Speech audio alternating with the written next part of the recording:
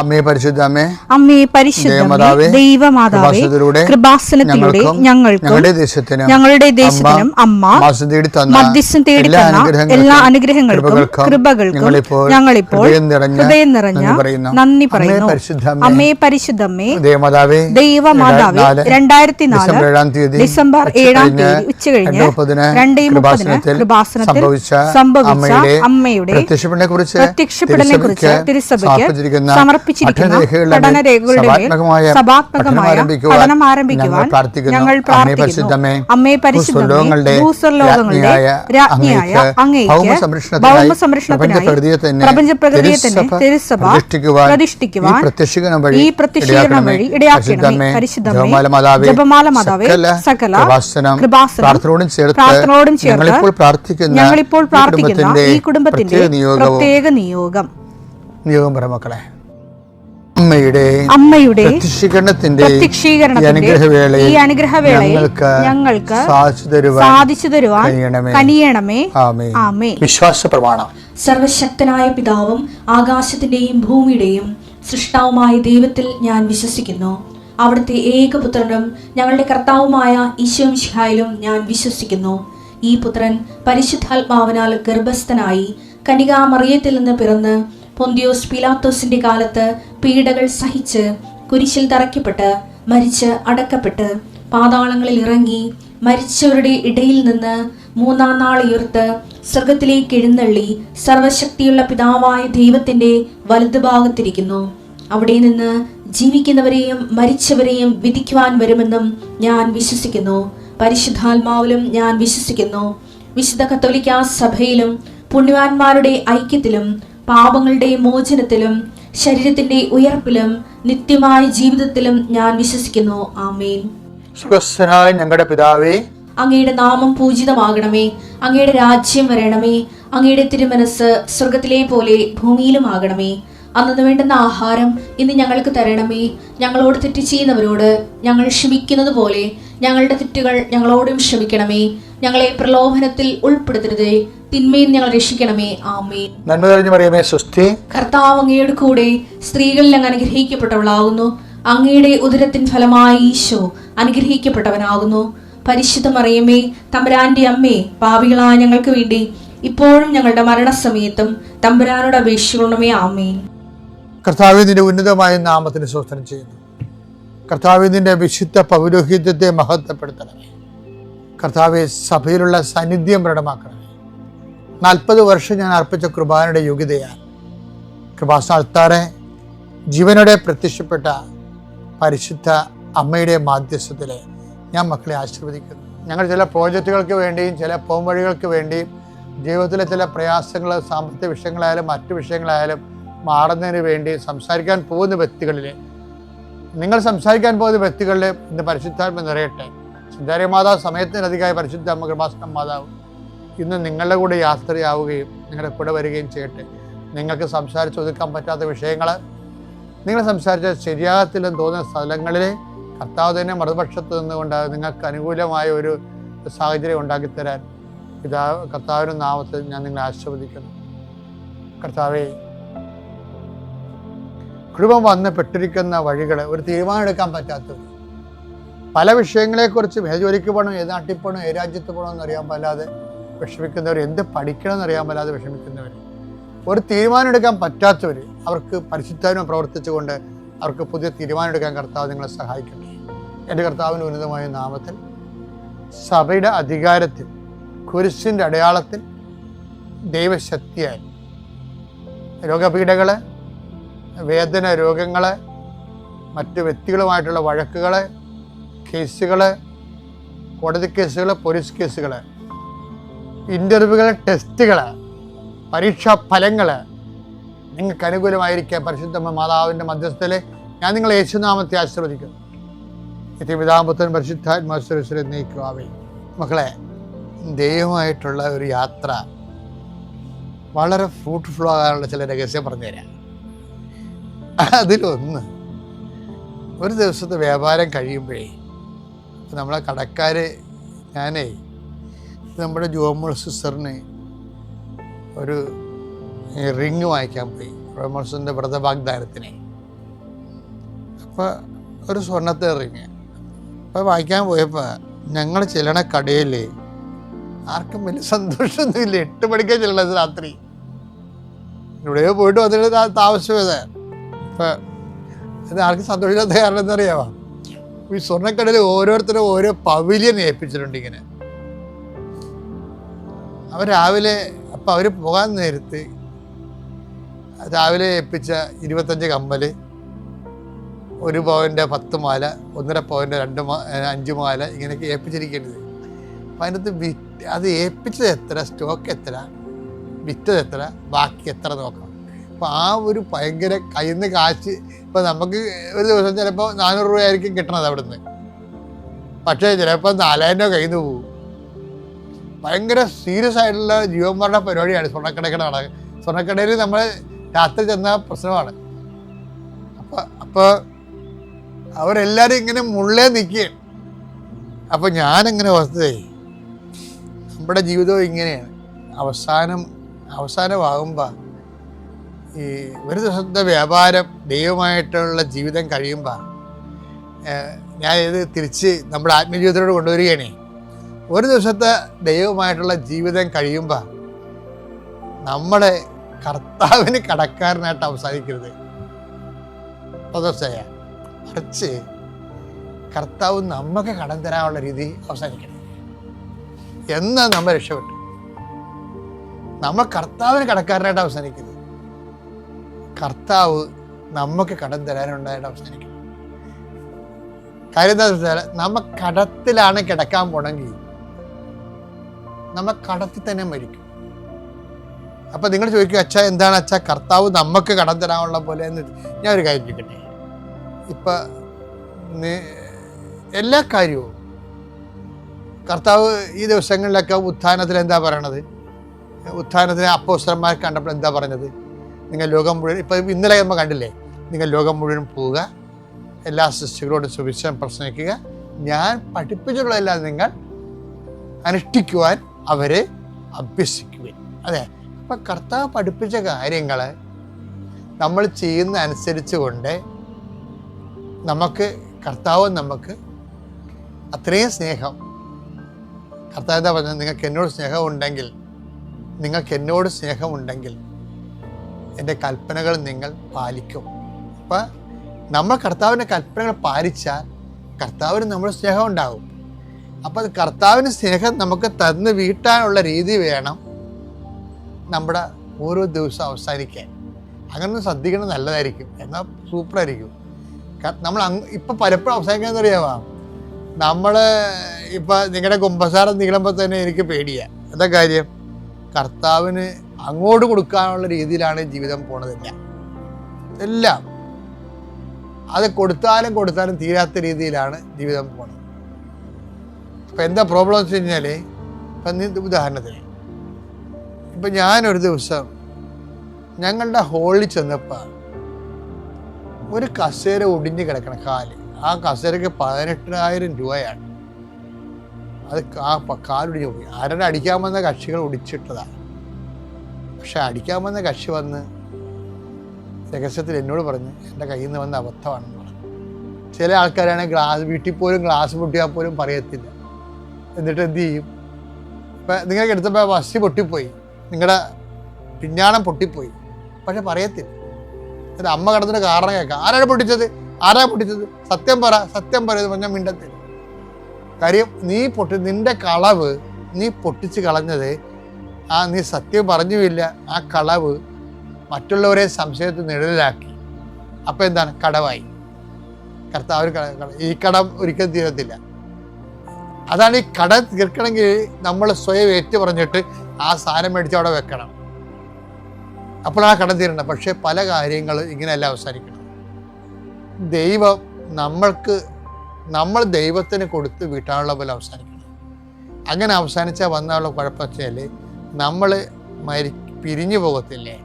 പിരിഞ്ഞു പോകുമ്പോൾ നമ്മൾ ഓരോ ദിവസം കിടക്കാൻ പോണത് കടത്തിലാണെങ്കിൽ മരിക്കാൻ പോണതും കടത്തിലായിരിക്കും. മരിച്ചു കഴിഞ്ഞാൽ ആരെ കൊടുത്ത് വിട്ടുമെന്ന് നിങ്ങൾ വിചാരിക്കണത്? മക്കളാ കൊടുത്ത് വിടത്തില്ല. ഇതിൻ്റെ കാരണം എന്ന് വെച്ച് കഴിഞ്ഞാൽ ഞാൻ ചില സമയത്തൊക്കെ ഈ ആൾക്കാരെ കാണുന്നത് ഈ യൂറോപ്പിൽ നിന്നും അമേരിക്കയിൽ നിന്നും അല്ലാത്ത സ്ഥലത്തു നിന്നും എവിടെ നിന്നായാലും ഇവർ ലീവിന് വരണില്ലേ. ലീവിനൊക്കെ വരുമ്പോൾ അവർ കുറേ ഉത്തരവാദിത്തമായിട്ടാണ് വരുന്നത്. തൃശ്ശൂർ കൊണ്ടുപോയി അവിടെ 20,000 കൊടുക്കണം, അപ്പുറത്ത് അവരടുത്ത് കൂട്ടുകാർ കൊടുത്തുകൊണ്ടിരിക്കുന്ന കാശാണ്. അതുകൊണ്ട് ഇവർ കൊണ്ടുവന്ന് കൊടുക്കണത് ഓരോ സാധനമായിട്ടും സമ്മാനമായിട്ടും നേരത്തെ കൊടുത്തു കഴിഞ്ഞാൽ അപ്പോൾ 2-3 ബാഗ് ഈ സാധനം മറ്റുള്ളവർക്ക് കൊടുക്കാനുള്ളതായിരിക്കും കൊണ്ടുവന്ന് വെക്കണത്. ഇങ്ങനെ കൊടുത്ത് നടന്ന് ഇവിടെ ലീവ് തീർന്നു. ഇവർ വിമാനത്തെ തിരിച്ചു പോകുന്ന സമയത്തായിരിക്കും അയ്യോ അപ്പൻ്റെ കുഴിക്കെ പോയി പ്രാർത്ഥിച്ചില്ലല്ല, അത്രേ ഉള്ളു, ചിരിക്കണ്ട, അത്രേ ഉള്ളു. വിമാനത്തെ ഇങ്ങനെ തടിക്കുക കൊടുത്തിരിക്കും, ചുമ്മാ കാവട്ടെ. അവർ തിരക്കിലാണ്. നീ കടമുണ്ടാക്കി വെച്ചിട്ട് നിന്റെ മക്കളെ വീട്ടുമെന്ന് വെച്ച് കഴിഞ്ഞാൽ നടക്കത്തില്ല. കടത്തിലാണ് നീ മരിക്കണമെങ്കിൽ, നീ കടത്തിലാണ് ഓരോ ദിവസവും നീ കിടക്കണമെങ്കിൽ കടത്തിൽ തന്നെ നീ മരിക്കും. അപ്പം നമ്മുടെ മുമ്പിൽ ഒരു ഒറ്റ ഓപ്ഷനേ ഉള്ളൂ. എന്താണ്? കർത്താവ് ഇങ്ങോട്ട് തരാനുള്ള രീതിയിൽ ഓരോ ദിവസം അവസാനിക്കാൻ കർത്താവ് നിന്നെ അനുഗ്രഹിക്കട്ടെ. ആദ്യമായി ഇവിടെ ഞാൻ പറയാൻ പോകുന്നത് എനിക്ക് കിട്ടിയ വിശ്വാസ ബോധ്യത്തെക്കുറിച്ചും അത് കഴിഞ്ഞ് സാക്ഷ്യങ്ങളെക്കുറിച്ചുമാണ്. വിശ്വാസബോധ്യം എന്ന് പറഞ്ഞു കഴിഞ്ഞാൽ we are God's masterpiece. Ephesians 2:10 എന്ന് പറഞ്ഞാൽ നമ്മൾ ദൈവത്തിൻ്റെ മാസ്റ്റർ പീസാണ്, അല്ലാതെ ഒരു തട്ടിപ്പല്ല, ഒരു മാസ്റ്റർ പീസാണ്. നമ്മളെ ലോകത്തിലേക്ക് ഈശോ തന്നു വിടുമ്പം നമുക്ക് ഒരു ഉത്തരവാദിത്വം, 2 ഉത്തരവാദിത്വമുണ്ട്. ഒന്ന്, നമ്മൾ ദൈവത്തെ ആരാധിക്കുക. 2, നമ്മൾ ദൈവത്തിൻ്റെ കരങ്ങളും കാലുകളും ആയിട്ട് ദൈവത്തിന് വേണ്ടി വർക്ക് ചെയ്യുക എന്നുള്ളതും കൂടെയാണ്. അതിൻ്റെ ഭാഗമായിട്ടാണ് നമ്മുടെ ജീവിതത്തിലെ ഓരോ കർത്തവ്യങ്ങളും ഉത്തരവാദിത്വങ്ങളും ബന്ധങ്ങളും എല്ലാം. ഇതുകൂടാഞ്ഞ് എനിക്ക് കിട്ടിയ ബോധ്യം എന്ന് പറഞ്ഞാൽ ക്രിസ്ത്യാനിറ്റി എന്ന് പറയുന്നത് ഒരു റിലീജിയൻ അല്ല, ഒരു റിലേഷൻഷിപ്പാണ്. നമ്മൾ ദൈവവുമായി സ്ഥിരമായി മെയിൻറ്റെയിൻ ചെയ്യേണ്ട ഒരു ബന്ധമാണ്. ഇതിന് ഭാഗമായി ദൈവം നമുക്ക് സഹായം തന്നിട്ടുണ്ട്. മാതാവിനെ കൂടെ വിട്ടിട്ടുണ്ട്, എന്നും നമ്മുടെ കൂടെയുണ്ട്, ഈശോയുണ്ട്. ഈ ഒരു വിശ്വാസബോധ്യം നമുക്ക് കിട്ടിയാൽ തന്നെ അത് നമുക്ക് വളരെയധികം കോൺഫിഡൻസ് തരും. നമ്മുടെ മനസ്സിലുള്ള ഒത്തിരി ചിന്തകൾ പോകും. നമുക്ക് മറ്റ് ആൾക്കാരെന്ത് വിചാരിക്കും, ആൾക്കാരെന്ത് പറയും, അവരെന്തൊക്കെ ചെയ്യും, ഇങ്ങനത്തെയൊക്കെ ഒത്തിരി ചിന്തകൾ നമ്മളിൽ നിന്ന് ദൂരെ പോകും. നമ്മൾ ബേസിക്കലി ലൈറ്റാവും. നമ്മൾക്ക് പ്രധാനമായിട്ടൊരു ഫോക്കസേ ഉള്ളൂ, ദൈവത്തെ ആരാധിക്കുക, ദൈവത്തിന് നന്ദി പറയുക. ഇതൊരു വിശ്വാസം നമ്മുടെ ഉള്ളിൽ സ്ഥിരീകരിച്ചു കഴിഞ്ഞാൽ അത് എളുപ്പമല്ല. അതിന് വേണ്ടി എപ്പോഴും ഈശോയുടെ വചനം നമ്മുടെ കയ്യിൽ ഉണ്ടായിരിക്കണം. നമ്മൾ വചനം എടുക്കണം. ചിന്തകൾ വരുമ്പോൾ വചനം എടുക്കുക. അപ്പോൾ ഈശോ നമ്മളെ കറക്റ്റായിട്ട് ഡയറക്റ്റ് ചെയ്യും. പിന്നെ സംശയിക്കേണ്ട, വിശ്വാസമില്ലാതെ ദൈവത്തെ പ്രസാദിപ്പിക്കാൻ പറ്റില്ല എന്നുള്ളത് ഓർത്തോർത്ത് കഴിയുമ്പോൾ നമുക്ക് ഓട്ടോമാറ്റിക്കലി വിശ്വാസം വരും. വചനം പറഞ്ഞ് നമുക്ക് വിശ്വാസം വരും. ഇനിയിപ്പം കിട്ടിയ സാക്ഷ്യങ്ങൾ 4 സാക്ഷ്യങ്ങളാണ് ഞാനിവിടെ പറയാൻ പോകുന്നത്. ആദ്യമായി എൻ്റെ വൈഫിൻ്റെ ബ്രദറിൻലോ ദുബായിൽ ജോലി ചെയ്തിരുന്ന സമയത്ത് ജോലി പോയി. അത് കഴിഞ്ഞ് മാനസികമായും ഒത്തിരി പ്രയാസം അനുഭവിക്കുന്നുണ്ടായിരുന്നു. അതിൻ്റെ കൂടെ ആൾക്ക് ലിവറിന് ഇൻഫെക്ഷൻ അടിച്ചു. അങ്ങനെ ഞങ്ങൾ അറിയുമ്പോഴത്തേക്കും കേരളത്തിലേക്ക് കൊണ്ടുവരാൻ പറഞ്ഞു. വന്നപ്പോൾ നല്ല മഞ്ഞ കളറുള്ള ഒരു അളിയനെ നേരെ കൊണ്ട് ഹോസ്പിറ്റലിലേക്ക് കൊണ്ടു ചെന്നപ്പം ആദ്യം കാണിച്ച ഹോസ്പിറ്റൽ പറഞ്ഞു ഇത് ലിവർ ട്രാൻസ്പ്ലാന്റ് ചെയ്യേണ്ട ഒരു കേസാണ്, ലിവർ ഫെയിലിയർ ആയി, പിന്നെ മറ്റ് ഭാഗങ്ങളിലേക്കും ഇത് ആയിട്ടുണ്ട്. അപ്പോൾ ഉടനെ അതിൻ്റെ സ്പെഷ്യാലിറ്റി ഹോസ്പിറ്റലിലേക്ക് ഞങ്ങൾ മാറ്റി. എന്നിട്ട് അവിടെ ചെല്ലുമ്പോഴത്തേക്കും ഞാൻ നേരെ കൃപാസനത്തിലേക്ക് എൻ്റെ 2ാം പ്രാവശ്യം ഉടമ്പടി പുതുക്കാനായിട്ട് വന്നു. നിയോഗമായിട്ട് ചേട്ടനെ വെച്ചു. പറയട്ടെ, അത് കഴിഞ്ഞ് തിരിച്ച് ചെല്ലുമ്പം കാര്യങ്ങളെല്ലാം വേഗം മൂവ് ചെയ്ത് തുടങ്ങി. ഒരു ഡോണർ മുന്നോട്ട് വന്നു. ഡോണറിൻ്റെ മെഡിക്കൽ അപ്രൂവലിന് വേണ്ടി പോകുന്നു. ഈ സമയത്ത് ചേട്ടൻ ഇൻഫെക്ഷൻ ഉണ്ടാകുന്നു. ഇതൊന്നും നമ്മൾ നോക്കുന്നില്ല. നമ്മൾക്ക് തന്നിരിക്കുന്ന കർത്തവ്യം എന്താണ്, അത് മുന്നോട്ട് ചെയ്യുക. മെഡിക്കൽ അപ്രൂവലാണെങ്കിലും വേഗം നമ്മൾ വിചാരിക്കാത്ത സ്പീഡിൽ മെഡിക്കൽ അപ്രൂവൽ നടക്കുന്നു. അത് കഴിഞ്ഞ് സർജറി ദിവസം വന്നു. സർജറിക്ക് കയറ്റി. നമ്മൾ പുറത്തിരുന്ന് പ്രാർത്ഥിച്ചുകൊണ്ടിരിക്കുന്നു. വേറെ ഒന്നും ചെയ്യുന്നില്ല, പുറത്തിരുന്ന് പ്രാർത്ഥിച്ചുകൊണ്ടിരിക്കുന്നു. ആ സമയത്ത് സർജറിയുടെ ഇതായിട്ട് പഴയ ലിവർ കൊണ്ട് കാണിച്ചു. അത് കഴിഞ്ഞ് പുതിയ ലിവർ വെച്ചു. സർജറി കഴിഞ്ഞു. ആളെ റൂമിലേക്ക് മാറ്റി. ഇത് കഴിഞ്ഞിട്ട് ആൾക്ക് ബോധം വന്നില്ല. ഡോണറിന് ബോധം വന്നു. ഡോണർ ഡിസ്ചാർജായിപ്പോയി. പുള്ളിക്ക് 20 ദിവസമായിട്ടും ബോധം വന്നിട്ടില്ല. ബോധം വരാതെ വന്നപ്പം എല്ലാവർക്കും വിഷമമായി, ഡോക്ടർ കൈവിട്ടതുപോലെയായി. പക്ഷേ എൻ്റെ മനസ്സിലൊരു കോൺഫിഡൻസ് ഉണ്ടെന്ന് പറഞ്ഞാൽ മാതാവുണ്ട്, മാതാവ് നോക്കിക്കോളും. ഇത് കഴിഞ്ഞ് ഒരു 10-15 ദിവസം കഴിഞ്ഞപ്പോഴത്തേക്കും അവർ ഒരു വെൻറ്റിലേറ്റർ ഇടാൻ വേണ്ടി പുള്ളിയെ ഇതിലേക്ക് കയറ്റി. ആ പ്രോസസ്സ് കഴിഞ്ഞ് പുള്ളി വന്നു. അടുത്ത ദിവസം പെട്ടെന്ന് കണ്ണു തുറന്നു. പിന്നെ അങ്ങോട്ട് പുള്ളി ഇമ്പ്രൂവ് ചെയ്ത് വെൻറ്റിലേറ്ററിൽ നിന്ന് മാറ്റി പുള്ളിയെ ഹോസ്പിറ്റലിൽ നിന്ന് ഡിസ്ചാർജ് ചെയ്തു. പുള്ളി റെസ്റ്റ് ചെയ്തു. റെസ്റ്റിങ്ങിൻ്റെ കൂടെ തന്നെ പുള്ളി ഒരു ചാർട്ടേഡ് അക്കൗണ്ടൻ്റാണ്. കേരളത്തിൽ സ്റ്റാർട്ട് ചെയ്യുന്നതിനെക്കുറിച്ച് ചിന്തിച്ചു. അപ്പം പിന്നെ അത് സ്റ്റാർട്ടായി, കസ്റ്റമേഴ്സ് വന്നു തുടങ്ങി. ഇന്നിപ്പം പുള്ളി തിരിച്ച് ജീവിതത്തിലേക്ക് വന്നുകൊണ്ടിരിക്കുകയാണ്. മാതാവിൻ്റെ മാതാവ് ഈശോയുള്ള കൂടെയുള്ള കോൺഫിഡൻസ് നമുക്കുള്ളപ്പം ഈ യാത്ര വളരെ ലൈറ്റായിരുന്നു. പക്ഷേ ആ വിശ്വാസം നമുക്ക് കുറയുമ്പോൾ നമ്മൾ പേടിക്കാൻ തുടങ്ങും, നമ്മൾ ഒത്തിരി കാര്യങ്ങൾ പേടിക്കാൻ തുടങ്ങും. പക്ഷേ ആ മാതാവ് ഈശോയും കൂടെ ഈ ചേട്ടനെ തിരിച്ച് ജീവിതത്തിലേക്ക് കൈപിടിച്ചു. മരിച്ചു പോകുന്നുള്ള പറഞ്ഞ ആളെ തിരിച്ച് ജീവിതത്തിലേക്ക് വരുന്നത്. രണ്ടാമതായി എനിക്ക് പറയാനുള്ളത്, ഞങ്ങൾക്ക് 3 ആൺപിള്ളേരാണ്. ഒരു മോളെ കൂടെ വേണം എന്നുള്ള ആഗ്രഹത്തിൽ പ്രാർത്ഥിച്ചു. കോവിഡ് സമയത്ത് വൈഫ് ക്യാരിയിങ് ആയി. 4ാമത്തെ C-സെക്ഷനാണ്.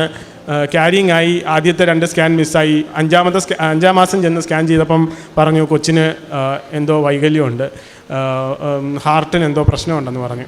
അത് കേട്ടപ്പം ബാംഗ്ലൂരിൽ നിന്ന് ഞങ്ങൾ കേരളത്തിലേക്ക് വന്നു. ഇതേപോലെ തന്നെ വരുന്ന വഴി തന്നെ ഓൺലൈൻ ഉടമ്പടിയുടെ ടൈമായിരുന്നു. അച്ഛൻ വീഡിയോ കോളിൽ കൂടെ എല്ലാവർക്കും വേണ്ടി പ്രേ ചെയ്യുന്നുണ്ടായിരുന്നു. ആ സമയത്ത് ഞങ്ങൾ വല്ലാർപാട മാതാവിൻ്റെ അടുത്തുനിന്ന് തിരിച്ചു വരുമ്പം അവിടെ നിന്ന് പ്രാർത്ഥിച്ചു. അച്ഛൻ പ്രാർത്ഥിച്ചു. അത് കഴിഞ്ഞ് ഞങ്ങൾ മുന്നോട്ട് പോകുന്നു. ഇതിൽ 2 കാര്യം, അമ്മ കൊച്ച് 2 പേരുടെയും കാര്യത്തിൽ ടെൻഷനുണ്ട്.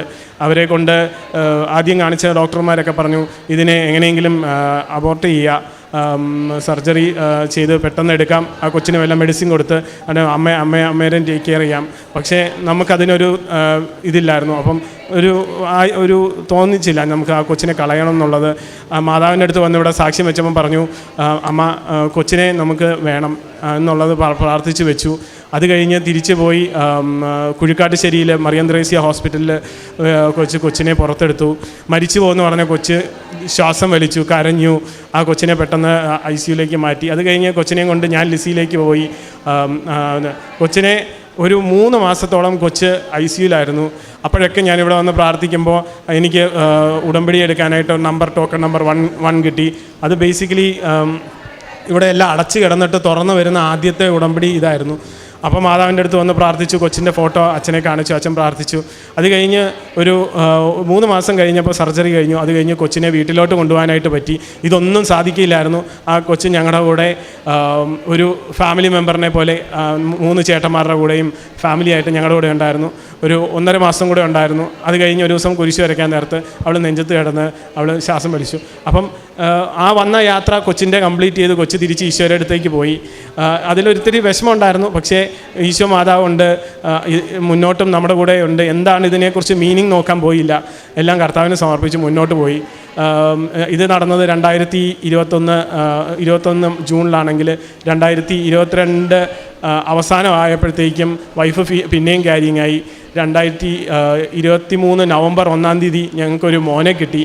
അപ്പം അവളുടെ ആ ഒത്തിരി വിഷമങ്ങളൊക്കെ മാതാവ് മാറ്റി ഒരു മകനെ തന്നു. ഇപ്പം അവർ സമാധാനമായിട്ടിരിക്കുന്നു.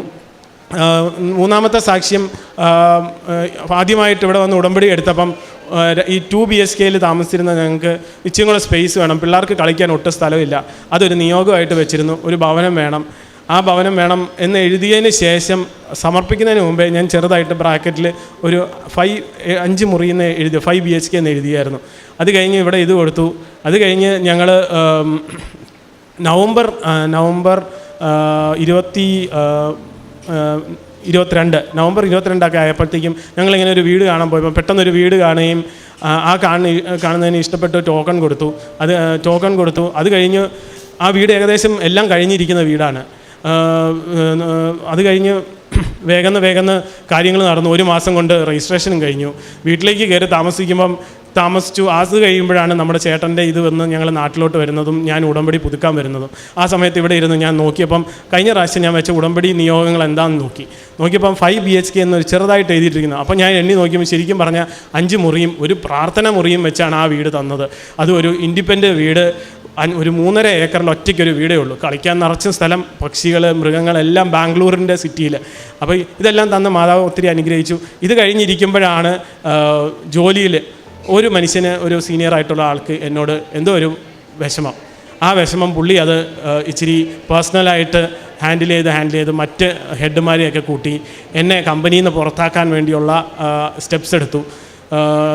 ജൂൺ മാസം 23-ന് ഇത് എന്നെ അടുത്ത് പറയുന്നു. എൻ്റെ മോള് പോയിട്ട് 1 വർഷം തികയുന്ന അന്ന് തന്നെയാണ് ഇത് പറയുന്നത്. അത് പറയുന്നതിന് മുന്നേ എനിക്കൊരു ഹിൻഡ് കിട്ടിയപ്പോൾ ഞാൻ മാതാവിനെ സമർപ്പിച്ചു. അപ്പം വചനം കിട്ടി. അവിടെ നിന്നെ വിചാരിക്കുമ്പോൾ എന്ത് പറയണം എന്നുള്ളത് നീ അറിയേണ്ട, അവിടെ ചെല്ലുമ്പോൾ പരിശുദ്ധാത്മാവ് നിനക്ക് പറഞ്ഞു തരും. അത് ആ സമയത്ത് വളരെ പുഞ്ചിരിയോടെ ഞാൻ ആ മീറ്റിങ്ങിന് പോയി. അവർ പറഞ്ഞു നിന്നെ പുറത്താക്കാനുള്ള പ്രോസസ്സ് ഞങ്ങൾ സ്റ്റാർട്ട് ചെയ്യാണ്. ഇമ്പ്രൂവ്മെൻറ്റ് എന്ന് പറഞ്ഞു, PIP ഇമ്പ്രൂവ്മെൻ്റ് എന്നാണ് പറയുന്നത്. അപ്പം അതിന് വേണ്ടി ഇട്ടിട്ടുണ്ട്. പക്ഷേ ആദ്യമായി ഒരു PIP എന്ന് പറഞ്ഞാൽ ആദ്യം ഒരു 3 മാസം തരും.